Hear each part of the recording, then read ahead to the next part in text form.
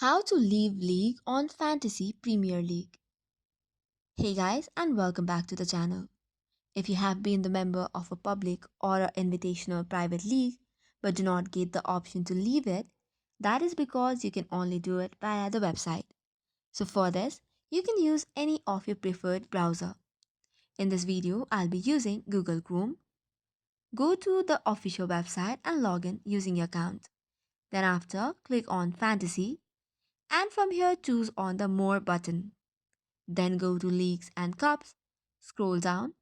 The process to leave the league is same for public and private.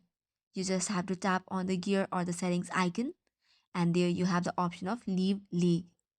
Tap on it and it will give you a confirmation box.